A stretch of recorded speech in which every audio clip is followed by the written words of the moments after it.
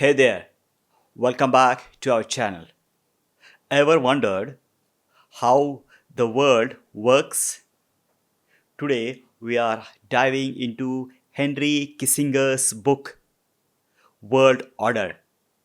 Well, this isn't just any book, it's a deep look at how countries interact and why it matters to you. So, grab a seat and let's explore the ideas and shape our world. Kissinger, a former US Secretary of State, brings decades of experience to this topic. He's seen firsthand how global politics unfold. In World Order, it takes us on a journey through history and into the present. He asked a big question. Is there a way for different countries to work together peacefully? So let's start with what Kissinger means by world order. It's not just about who's the most powerful, but it's about how countries agree to interact with each other. Think of it like a rule of game, but for the whole world. Kissinger takes us back in a time to the Peace of Westphalia in 1648.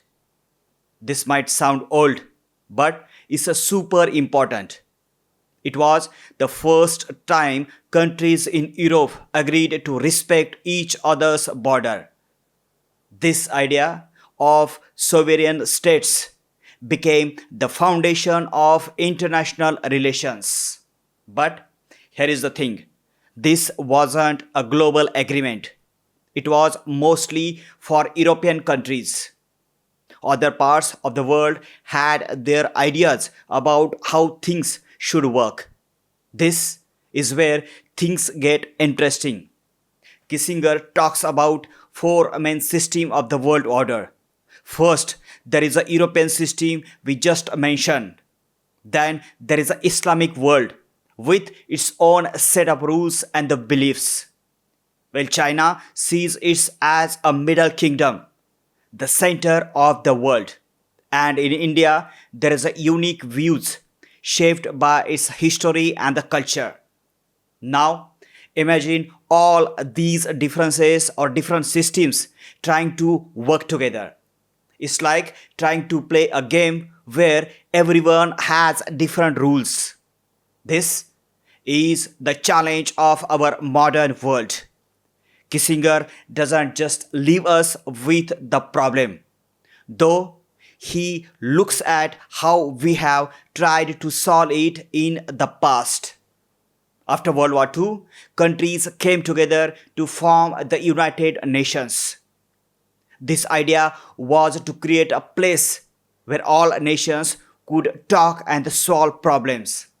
But it hasn't always worked perfectly. Sometimes countries still fight.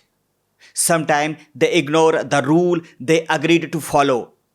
Kissinger asks us to think about why this happens. He brings up an interesting point about technology. Our world is more connected than ever before. We can talk to someone on the other side of the world in a second. But does this make it easier or harder for countries to get along? Kissinger worries that we might be moving too fast. Countries don't always have time to think before they act.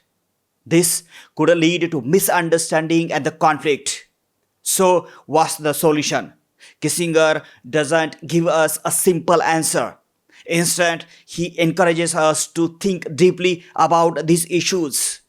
He suggests that we need to find a balance. We need to respect different cultures and the way of thinking.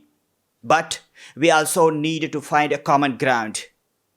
One of the big challenges Kissinger talks about is the rise of new powers. Countries like China are becoming more influential. How do we make space for them in the current world order?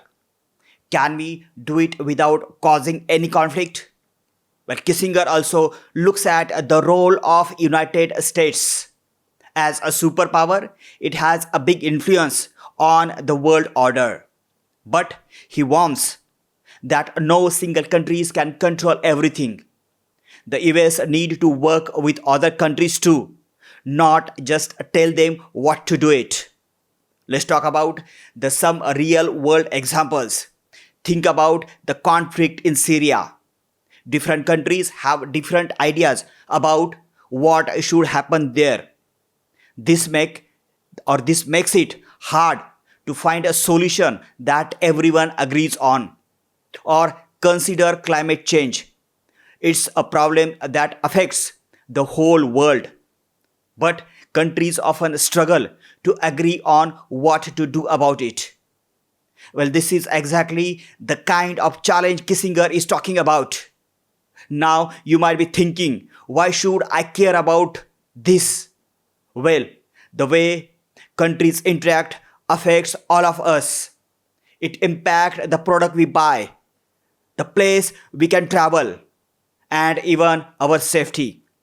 Understanding world order help us make sense of the news we see every day. Kissinger's book isn't just about big ideas. He shares stories from his own experiences as a diplomat. These stories help bring the concept to life. They show us how decisions made in far off places can have a real impact on a people's life. One thing Kissinger emphasizes is the importance of history. He believes we can't understand today's world without knowing how we got here. This doesn't mean living in the past. It means learning from it to make better decisions for the future. Kissinger also talks about the role of leader. He believes that strong, wise leadership is crucial for maintaining world order. But what makes a good leader in this context? Accordingly to Kissinger's, is someone who can balance their country's interest with the need for global cooperation. Now, Kissinger's ideas are not without criticism. Some people think he focuses too much on traditional power structures. Others argue that he doesn't pay enough attention to issues like human rights. There are valid points to consider as we think about this idea. As we wrap up, let's think about what all this means for us. How can we, as individuals, contribute to the stable world order? One way is by staying informed about global issues. Another is by being open to understanding different perspectives. Kissinger's book challenges us to think beyond our borders.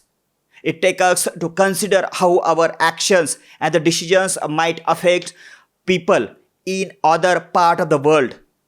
This kind of global thinking is becoming more important every day. So friends, what do you think about Kissinger's idea? Do you see examples of world order issues in your daily life? Share your thoughts in the comments below. And I would love to hear your perspective on this important topic. If you found this video helpful, please give it a thumbs up. And don't forget to subscribe for more content like this. We'll be exploring more big ideas about our world. Thank you for joining us on this video on world order. Remember, understanding how the world works is the first step to making it better. Until next time, keep thinking global and acting thoughtfully.